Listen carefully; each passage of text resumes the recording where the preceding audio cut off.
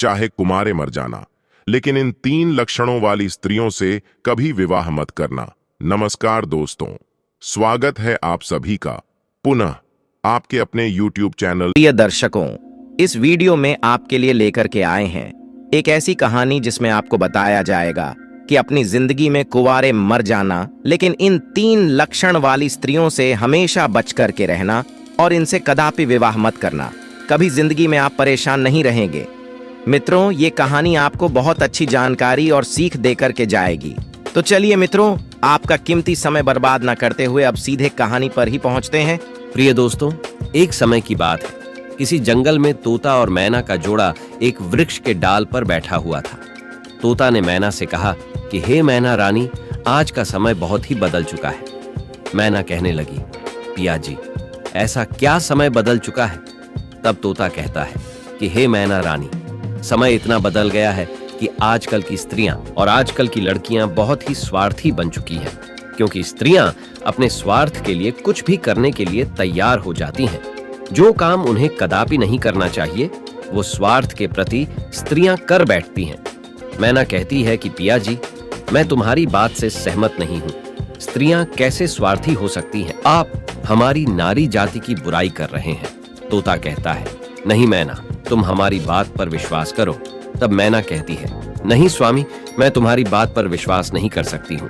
तब तोता कहता है, ठीक है मैना, जब तुम्हें विश्वास नहीं है तो आइए हम आपके लिए एक कहानी सुनाते हैं, और इस कहानी को सुनने के साथ साथ तुमको ये विश्वास हो जाएगा कि तुम्हारी नारी जाति कितनी स्वार्थी बन चुकी है और अपने स्वार्थ के लिए कितने गलत गलत काम करने के लिए तैयार हो जाती है। दोस्तों, तभी मैना कहती है, ठीक है स्वामी, पहले आप वह कहानी सुनाइए और सिद्ध करके बताइए कि हमारी नारी जाति स्वार्थी है या नहीं है। दोस्तों, तब वो तोता अपने मैना रानी को वह कहानी सुनाता है। तोता कहता है, हे मैना, एक समय की बात है, किसी नगर में 3 दोस्त रहते थे। एक राजा का लड़का था जो राजकुमार था, एक बनिया का लड़का था और एक साहूकार का लड़का था। 3 दोस्त थे। तीनों में बहुत गहरी दोस्ती थी, क्योंकि वह तीनों साथ साथ पढ़े थे और साथ ही साथ बड़े भी हुए थे। राजा का जो लड़का था, जो राजकुमार था, उसकी शादी भी हो चुकी थी। मित्रों, एक दिन की बात है, तीनों दोस्त राजा के बगीचे में टहल रहे थे। तो राजकुमार, जो राजा का लड़का था, वह अपने दोस्तों से कहता है, भाई कल चलते हैं और अपनी पत्नी को उसके मायके से बुला करके ले आते हैं, क्योंकि बहुत दिन हो चुके हैं और हमें अपने पत्नी की बहुत याद आ रही है। इसीलिए कल ससुराल में चलते हैं और तुम हमारे साथ चलो और हम अपनी पत्नी को बुला लाए। तब इन दोनों दोस्तों ने कहा, जो साहूकार का लड़का था और बनिया का लड़का था, इन दोनों ने बोला, भाई तुम तो अपने ससुराल में पहुंच जाओगे और ससुराल में ससुर जी के महल में आराम से सोओगे, लेकिन हम कहाँ जाएंगे?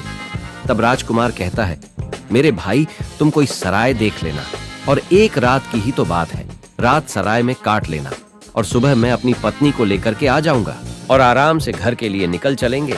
दोस्तों, राजकुमार के बात को सुन करके दोनों दोस्त, साहूकार का लड़का और बनिया का लड़का जो था, वो सहमत हो जाता है।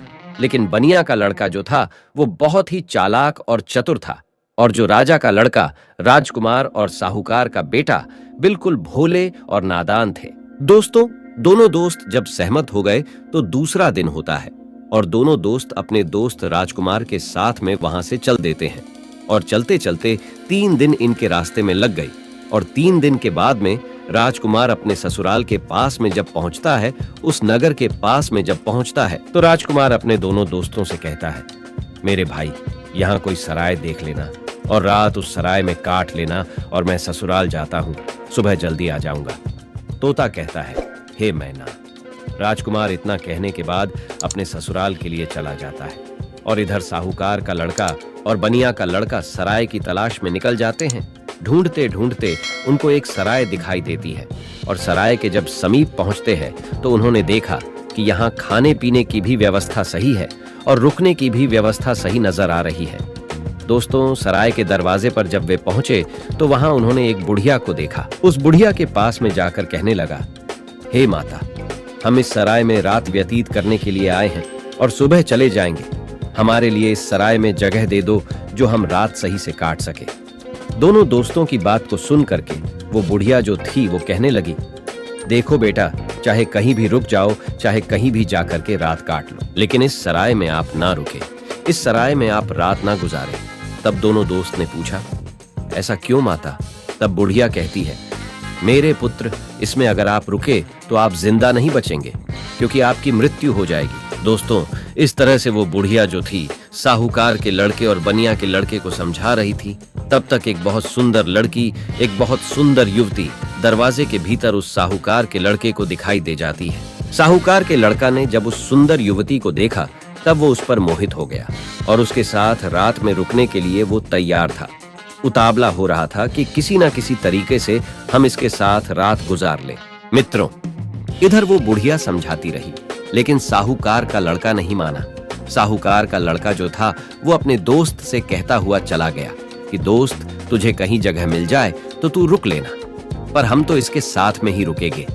दोस्तों, इतना कहने के बाद में वो साहूकार का लड़का जो था उस सुंदर युवती के साथ में रुकने के लिए वो अंदर चला गया और जो सराय में एक हॉल टाइप का रूम यानी हॉल जैसा एक कमरा था वो बहुत गहरा और लंबा था। उसमें वो सुंदर युवती के साथ में साहूकार का बेटा चला जाता है। दोस्तों, इधर रात हो चुकी थी और सोने का भी वक्त कुछ समय में होने वाला था। दोस्तों, वो तोता मैना से कहता है, इधर साहूकार का लड़का उस सुंदर युवती के साथ में सराय के अंदर चला गया, लेकिन बनिया का लड़का बाहर रह गया, जो बहुत ही चालाक था, वह चतुर था और समझदार था। बनिया का लड़का ने उसे रोका भी, लेकिन वो नहीं माना। अब दोस्तों, बनिया का लड़का जो था वो बुढ़िया के पास फिर से पहुंचता है और कहता है, हे बूढ़ी माता, मैं आपकी बात को समझा नहीं। आपने कहा कि इस सराय में जो रुकेगा उसकी मृत्यु हो जाएगी और वह सुबह जिंदा लौट करके नहीं आएगा। इसका क्या कारण है? बताने की कृपा करें। मित्रों, तब वो बुढ़िया कहती है, बेटा, तुम उसे रोक रहे थे, लेकिन तुम्हारा दोस्त नहीं माना। मुझे डर है कि वो सुबह आपको जिंदा नहीं मिलेगा। बनिया का लड़का कहने लगा, वही तो मैं आपसे जानना चाहता हूं। माता, बात क्या है? खुल करके बताओ। तब बुढ़िया ने कहा, बेटा, ये जो सुंदर युवती आपके दोस्त ने देखी, जिसके साथ में वह अंदर चला गया, ये सुंदर युवती जो है ये एक वैश्य है और नागिन है। ये रात में अपना रूप बदल लेती है और जिसके साथ ये रात में रुकती है उसी को डस लेती है और उसको मार देती है। इसलिए हमको डर है, क्योंकि जो भी गया वो जिंदा लौट करके नहीं आया। तोता मैना से कहता है। बनिया का लड़का ये सुन करके घबरा गया और कहने लगा, हे बूढ़ी माता, हमें कोई रास्ता बताओ जिससे हम अपने दोस्त की जान बचा सके। तो बुढ़िया कहती है कि बेटा, मैं तुम्हें एक तलवार देती हूँ और अगर तुम उस नागिन का वध कर सको तभी तुम्हारा दोस्त बच पाएगा। बनिया का लड़का समझदार और चतुर था, वो तैयार हो गया और कहने लगा, माता, लाइए तलवार, मैं अपने दोस्त का जान जरूर बचाऊंगा, चाहे हमारी जान ही क्यों ना चली जाए। मित्रों, बुढ़िया बनिया के लड़के को तलवार देती है और वो चुपके से सराय के अंदर घुस जाता है और जहां उसका दोस्त साहूकार का बेटा उस वैश्य के साथ में लेटा हुआ था, वहीं पास में एक कोने में जाकर के बैठ जाता है और इंतजार करने लगता है कि कब ये नागिन का रूप धारण करे और हम इसको मारे। दोस्तों, आधी रात का समय होने वाला था और तभी वह सुंदर युवती जो नागिन थी वह अपना रूप बदलती है और जैसे ही साहूकार के लड़के को काटने वाली होती है तो उसका दोस्त बनिया तलवार लिए तो बैठा ही था, एकदम से उसने तलवार चलाई और उस नागिन का वध कर दिया और वो सुंदर युवती मर गई। दोस्तों, इस तरीके से उसने अपने दोस्त की जान बचाई और उस मरी हुई नागिन को पलंग के नीचे रख दिया एवं छिपा दिया। दोस्तों, तब तोता मैना से कहता है, वो बनिया का लड़का जो था इतना काम करने के बाद, अपने दोस्त की जान बचाने के बाद सराय से बाहर निकल आता है और जब बाहर निकल आया तो उसने क्या देखा कि एक सुंदर स्त्री जो है वह जंगल की तरफ जा रही है। उसने देखा और विचार किया कि ये सुंदर स्त्री जंगल में इतनी रात में कहाँ जा रही है। हमें देखना चाहिए, इसके पीछे पीछे जाना चाहिए और ये जानकारी लेना चाहिए कि ये जा कहाँ रही है।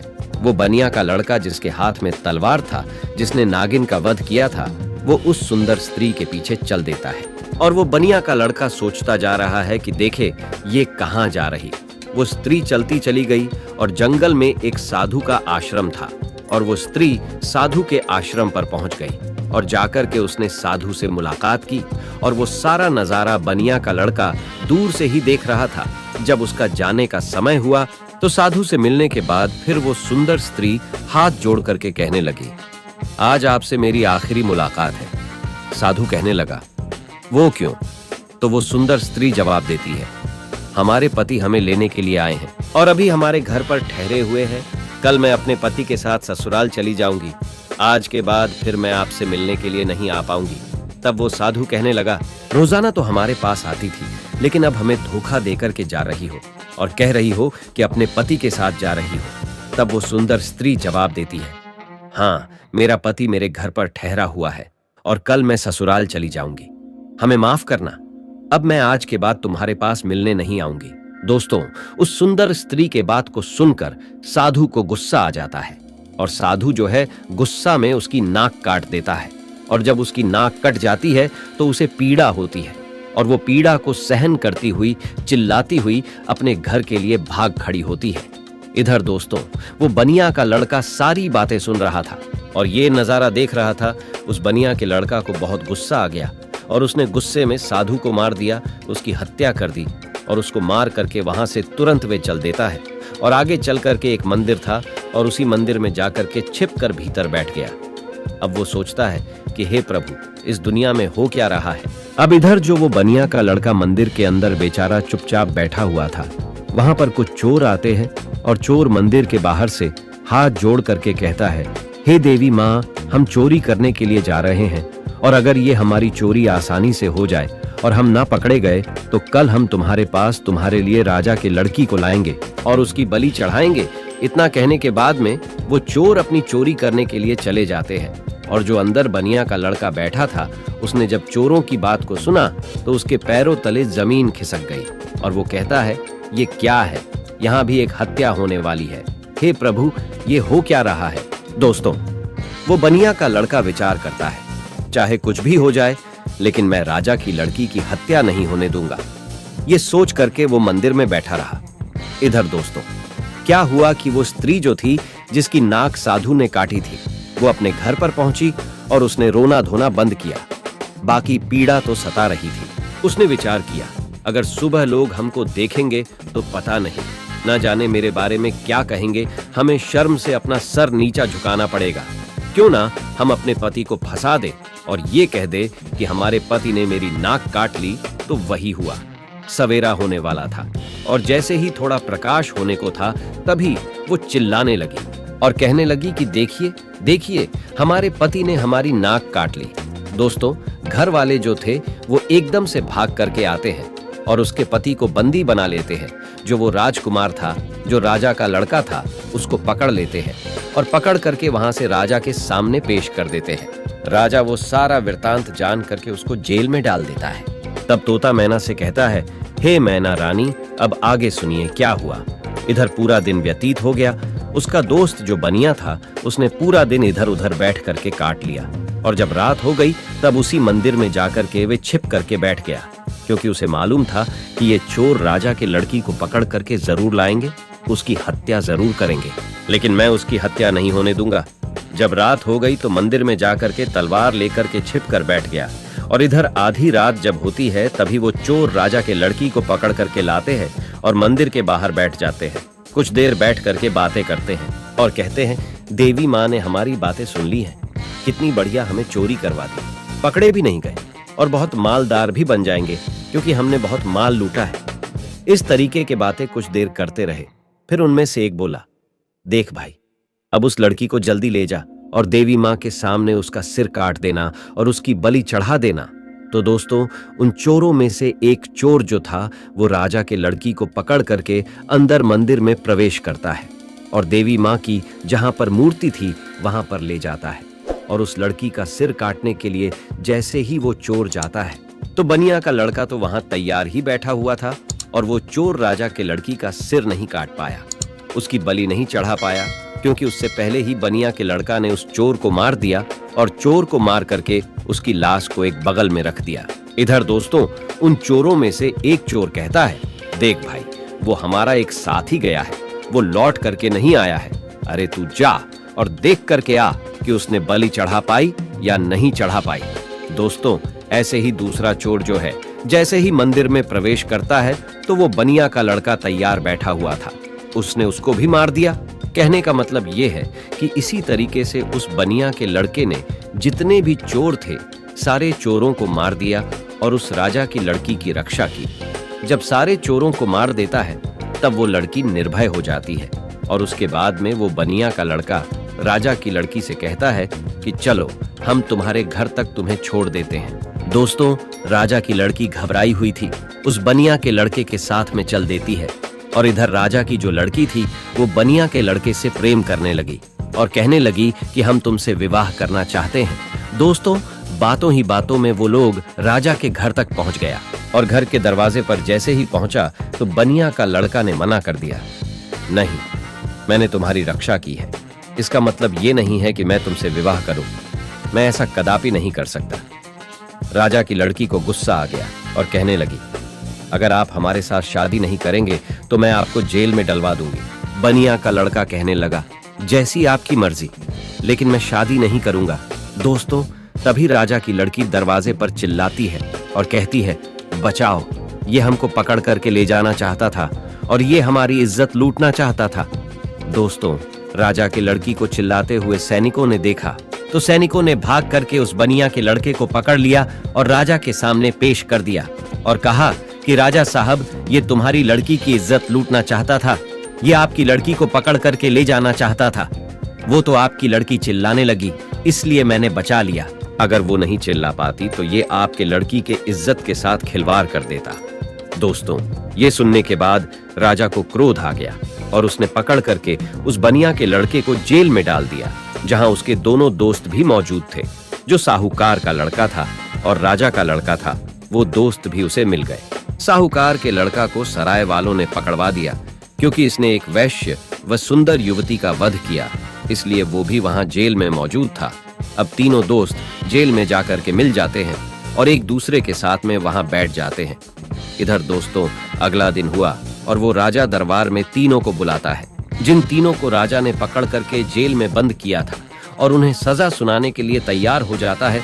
दरबार लगा हुआ था और राजा ने जो साहूकार का लड़का था जिसने वैश्य का वध किया था, उसे अपने पास में बुलाया और उससे कहा कि क्यों रे, तेरा क्या नाम है, कहाँ का रहने वाला है। तब वो लड़का कहने लगा कि मैं साहूकार का बेटा हूँ।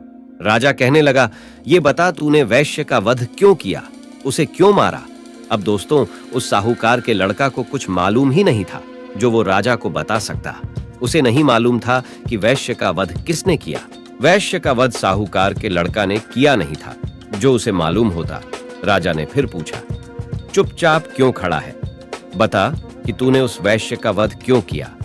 दोस्तों, तब वो साहूकार का लड़का तो नहीं बोल पाया, लेकिन जो बनिया का लड़का था वो कहने लगा, महाराज, क्षमा चाहता हूं जो बीच में हमको बोलना पड़ रहा है। इसे कुछ मालूम नहीं है, इसने वैश्य का वध नहीं किया, क्योंकि वैश्य का वध मैंने किया है। राजा कहने लगा, तो बता तूने क्यों किया, बात क्या है। तब दोस्तों, वो बनिया का लड़का कहता है, हे महाराज, हम अपने दोस्त के साथ में, इसी साहूकार के लड़का के साथ में सराय में रुकने के लिए एक रात गुजारने के लिए गए थे और एक बूढ़ी माँ ने मना किया था, इसके अंदर नहीं रुको, क्योंकि जो रुकेगा वो सुबह जिंदा नहीं बचेगा। लेकिन ये हमारा दोस्त नहीं माना और उसने सुंदर वैश्य को देख करके रात गुजारने के लिए अंदर सराय में चला गया। मुझे उस बुढ़िया के द्वारा मालूम हुआ कि ये नागिन है और ये नागिन का रूप में आकर के इसको डस लेती, इसलिए तब मैं तलवार को लेकर के अपने इस दोस्त की जिंदगी बचाने के लिए जहां ये पलंग पर वैश्य के साथ सोया हुआ था, वही एक कोने में जाकर के बैठ गया। और जैसे ही उस वैश्य ने रूप बदला और नागिन बन करके हमारे दोस्त को डसने के लिए तैयार हुई, मैंने तुरंत उसको मार दिया। अगर आपको विश्वास नहीं है तो जहां पलंग पड़ा हुआ है उसके नीचे हमने मरी हुई नागिन रख दी है, आप देख लीजिए। दोस्तों, तब राजा ने सैनिकों को भेजा और वहां सैनिकों ने जाकर के वही मरी हुई नागिन पाया और आकर के सारी बात राजा को बताया कि सत्य बात है। तो दोस्तों, राजा प्रसन्न हो गया और कहने लगा, ठीक है, तूने दोस्ती का फर्ज निभाया है जो अपनी दोस्त की जिंदगी बचाई है। दोस्तों, राजा साहूकार के लड़का को छोड़ देता है। उसके बाद में राजा जो था वो राजकुमार, यानी कि जो राजा का लड़का राजकुमार जो था, उसको बुलाता है और उससे पूछता है कि तू बता कि तूने अपनी पत्नी की नाक क्यों काटा। अब दोस्तों, उसको भी नहीं मालूम था नाक किसने काटी है, वो भी चुपचाप खड़ा था। राजा ने फिर दोबारा पूछा कि बोल क्यों नहीं रहा है कि तूने अपनी पत्नी की नाक क्यों काटा। तब दोस्तों, वो बनिया का लड़का फिर से हाथ जोड़ करके कहने लगा कि महाराज क्षमा करे, इसको भी नहीं मालूम इसने अपनी पत्नी की नाक नहीं काटी है। नाक किसने काटी है वो सारा वृत्तांत मैं आपको सुनाता हूँ। तब उस बनिया के लड़के ने राजा को बताया कि ये लड़की साधु से प्रेम करती है। रात में साधु से मिलने के लिए गई, मैं इसके पीछे पीछे गया। इसने कहा कि मैं कल से तुमसे मिलने नहीं आ सकती, मेरा पति मुझे लेने के लिए आया है। ये सुनकर के उस साधु ने इसकी नाक काट ली और इसने आकर के अपने पति को फंसा दिया। इसने गलत किया। राजा कहने लगा, मैं तेरी बात पर विश्वास कैसे करूं? तब उस बनिया के लड़के ने कहा, महाराज सैनिकों को भेजिए जहां उस साधु का आश्रम है। देख लीजिए कि मैंने साधु का वध कर दिया है। दोस्तों, सैनिक जाते हैं, आश्रम पर उस मरे हुए साधु को देखते हैं तो आकर के राजा को बताते हैं कि महाराज बात सत्य है। दोस्तों, तब वो राजा उस राजकुमार को भी छोड़ देता है, वो भी बच जाता है। दोस्तों, फिर तोता कहता है कि हे मैना, अब आई बारी उसी बनिया के लड़का की जिसने राजा के सामने अपने दोस्तों की जिंदगी बचाई। राजा उस बनिया के लड़का से बोलता है कि तूने तो अपने दोस्त को बचा लिया, लेकिन अब तू बता कि तू हमारी लड़की को पकड़ करके क्यों ले जाना चाहता था, इसके साथ में दुर्व्यवहार करना क्यों चाहता था, इसकी इज्जत से खिलवाड़ करना क्यों चाहता था। अब तू नहीं बचेगा। दोस्तों, तब वो बनिया का लड़का कहता है कि महाराज क्षमा करें, ये आपकी लड़की जो है ना, इसने हमें गलत फंसाया है। आपकी लड़की की बलि चढ़ाने के लिए कुछ चोर इसको पकड़ करके ले गए थे। मैं उसी मंदिर में था, मेरे हाथ में तलवार थी क्योंकि मैं साधु को मार करके आया, और आपकी लड़की को मारने के लिए जैसे ही एक चोर अंदर मंदिर में आता है मैंने उसको मार दिया, दूसरा आता है उसको भी मार दिया। इसी तरीके से जितने भी चोर थे मैंने सबको मार दिया और सभी मंदिर में ही पड़े हुए हैं। अगर विश्वास नहीं है तो सैनिकों को भेज करके देख लीजिए। दोस्तों, वही हुआ। सैनिक जाते हैं मंदिर के पास में, मंदिर में जाकर के देखते हैं तो उन चोरों की लाशें पड़ी हुई थी। तो सैनिकों ने आकर के सारी बात राजा से कही कि महाराज बात सत्य है, आपकी लड़की की रक्षा इसने की है, इसने इज्जत से खिलवाड़ नहीं किया और ना ही इज्जत लूटने की कोशिश की है। वो बनिया का लड़का कहता है, हाँ राजा साहब, मैं आपकी लड़की को पकड़ करके क्यों ले जाऊंगा। और सुनिए महाराज, चोरों से बचा करके जब आपके लड़की को घर छोड़ने के लिए आ रहा था तब आपकी लड़की हम पर आसक्त हो गई, प्रेम करने लगी और विवाह करने की जिद करने लगी। मैंने कहा, मैं ऐसा कदापि नहीं कर सकता। मैंने जिस लड़की की रक्षा की है और उसके बदले में मैं उससे विवाह करूं, उसकी इज्जत से खिलवाड़ करूं, ऐसा मैं नहीं कर सकता। मैंने उसे मना किया तो उसने कहा, अगर तुम हमसे विवाह नहीं करोगे तो हम अपने पिता से कहकर तुम्हें जेल में डलवा देंगे। और उसने वही किया। बनिया के लड़के के बात को सुन करके राजा जो था उसका चेहरा शर्म से नीचे झुक जाता है और तब उसने बनिया के लड़के को आजाद कर दिया और माफी मांगी कि जाओ बेटा, तुम आजाद हो, तुम्हारी गलती नहीं है। इस तरीके से वो बनिया का लड़का जो था अपने दोनों दोस्तों को बचा लेता है और खुद भी बच जाता है और तीनों दोस्त हंसते हंसते अपने नगर में चले आते हैं और आराम से फिर वही रहने लगते हैं। तो दोस्तों, अब वो तोता कहता है कि हे मैना, देख लिया, इस तरीके से नारी जात स्वार्थी बन चुकी है और अपने स्वार्थ के लिए गलत से गलत काम के लिए तैयार हो जाती है। अब उस गलत काम के लिए चाहे कुछ भी करना पड़े, चाहे कितने भी कष्ट झेलना पड़े, चाहे किसी के भी जिंदगी से खिलवाड़ क्यों ना करना पड़े, लेकिन ऐसी स्त्रियां नहीं मानती हैं। दोस्तों, अपने पिया तोता की बात को सुन करके मैना जो है वो चुप हो जाती है। उसके बाद में तोता कहता है, हे मैना रानी, इसीलिए तो मैं सोचता हूं कि चाहे भूखे मर जाना, लेकिन इन 3 लक्षणों वाली स्त्रियों से कभी विवाह मत करना। तोता समझाता है कि 3 लक्षणों वाली स्त्रियां ये है। पहली वो जो पति होकर के भी पराये पति से हित करे और पराये पति से छुप छुप के मिलने के लिए जाए, अपने पतिव्रता धर्म को भूल जाए और उसके साथ में हवस का शिकार बन जाए। तो ऐसी स्त्री से हमेशा बचना चाहिए और ऐसी स्त्रियों से दूर रहना चाहिए। और दूसरी स्त्री वो है जो एक स्त्री तो है लेकिन वेश्यावृत्ति के तरह जिंदगी गुजार रही है, नागिन की तरह रह रही है। अब उसे अपने हवस के इच्छा पूर्ति के लिए चाहे अपने पति का ही कत्ल क्यों ना करना पड़े, लेकिन वो कर बैठती है और नागिन की तरह अपने पति को दस करके उसे मार डालती है।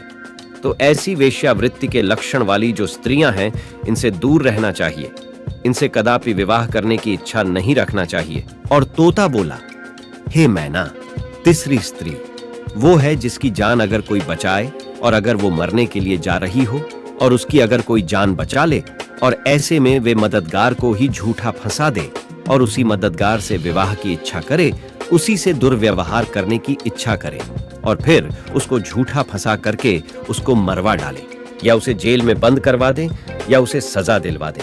तो ऐसी स्त्रियों से भी हमेशा बच के रहना चाहिए।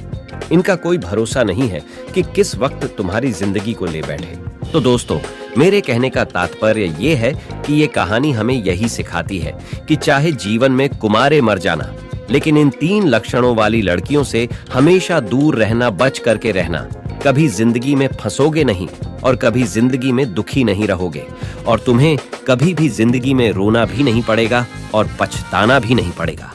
तो प्रिय मित्रों, कैसी लगी आपको ये कहानी? अगर कहानी अच्छी लगी है, पसंद आई है, तो कमेंट बॉक्स में जरूर बताना और हो सके तो अपने मित्रों को भी शेयर करना और हमारे चैनल को सब्सक्राइब अवश्य करना। और दोस्तों, सच्ची श्रद्धा से कमेंट में जरूर लिखें जय श्री राम, जय हनुमान। साथ ही देवों के देव हर हर महादेव सदैव आप पर अपनी